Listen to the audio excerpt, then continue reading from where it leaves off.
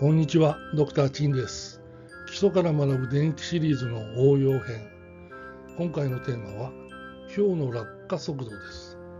果たして大きいほど早く落ちるのでしょうか。今回の解説の要旨です。天気予報で、氷は大きいほど落下速度が速くなります、などと言いますけれども、物体の落下速度は質量に無関係じゃなかったでしたかね。そこで今回はその理由を探ります。まず教科書で習った自由落下です。モデルを図1のように示します。質量 m の物体が鉛直下向きに重力を受けて運動します。鉛直下向きの方向をプラスとしますと、運動方程式は力 mg イコール m× 加速度ですね。したがって dv/dt イコール g となります。ここで g は重力加速度です。積分すると v イコール gt プラス k。この k は積分定数です。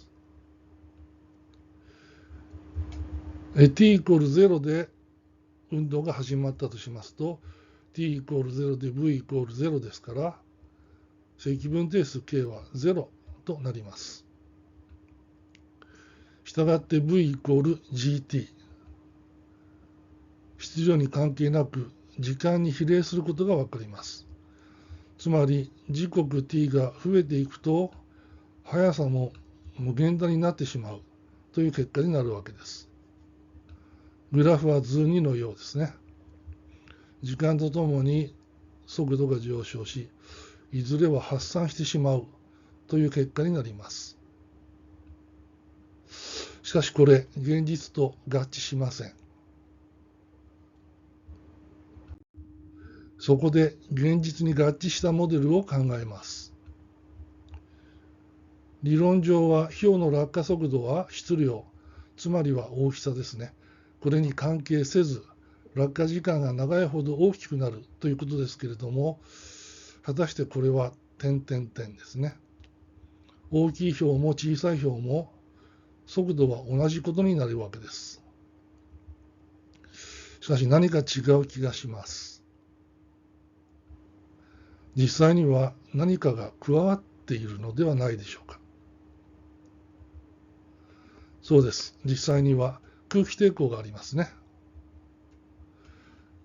つまり空気抵抗を考慮すると、モデル図は図3のようになります。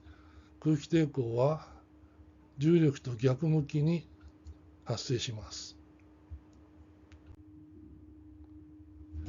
ではこれを数式化してみましょう。氷の運動を表す式と落下速度です。図3における空気抵抗 Fr は速度 v に比例します。ただし速度が大きい場合ですね、例えば飛行機とかロケットですね、こういったものの場合には速度の2乗に比例するということが分かっています。すなわち非線形となります。ここでは氷の速さはそんなに速くありませんから、速度に比例すると仮定します。したがって Fr イコール kV。K は粘性抵抗係数です。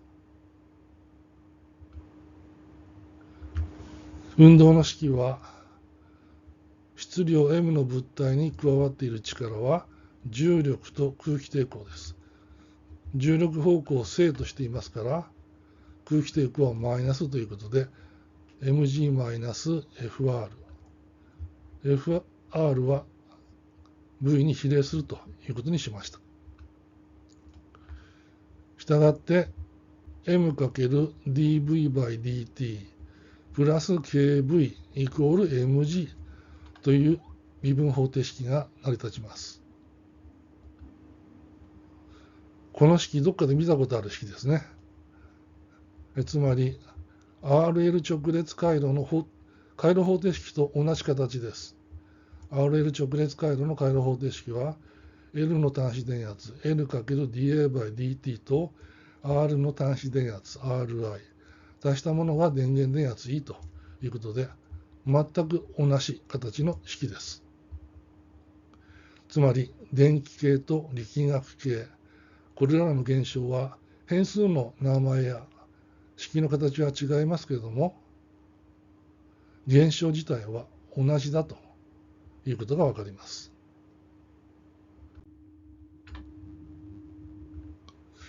さあ、この1式、この解は過渡解と定常解の和です。過渡解は1式の右辺を0と置いたときの解です。ここで微分しますよという微分演算子を P と置きますと、m×pv プラス kv イコール0ということになります。ここで形式的に両辺を v で割ってしまいますと、mp プラス k イコール0。したがって p イコール m 分の k ということで、過渡解は任意定数を a とすると、過渡解は a×e のマイナス m 分の kt 乗となります。また、定常解は時間が無限大に経ったときに残る一式の解です。一式において、右辺 mg は一定値ですから、時刻が無限大経過したときの解、定常解も一定値となります。すなわち、m×dvs/dt プラス kvs イコール mg において、vs 一定ですから、この微分項ですね、これは0となります。したがって kv イコール mg。ゆえに定常解は vs イコール k 分の mg ということになります。全体の解は先ほど求めた2式とこの3式の和ですね。したがって解は v イコール a×e のマイナス m 分の kt 乗プラス k 分の mg ということになります。ここで未知定数 a を決めます。t が0の時に v イコール0ですから、t イコール0を代入して、その時の値が0と置きますと、未知定数 a はマイナス k 分の mg ということがわかります。したがって解を表す式は v イコールマイナス k 分の mg かける e のマイナスの m 分の kt 乗プラス k 分の mg という式が得られます。この解のグラフは図の4の赤色の曲線ですね。このようになります。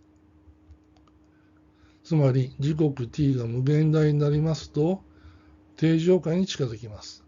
k 分の mg という定常解に近づくわけです。したがって定常解は k 分の g×m ということで質量 m に比例するということがわかります。というわけで表は大きいほど落下速度が速くなるということが結論付けられたわけです。はい、これで表は大きいほど速く落ちるかというお話は終わりです。ご視聴ありがとうございます。力学系の解析に電気の理論が役立ちました。ではまたお会いしましょう。ごきげんよう。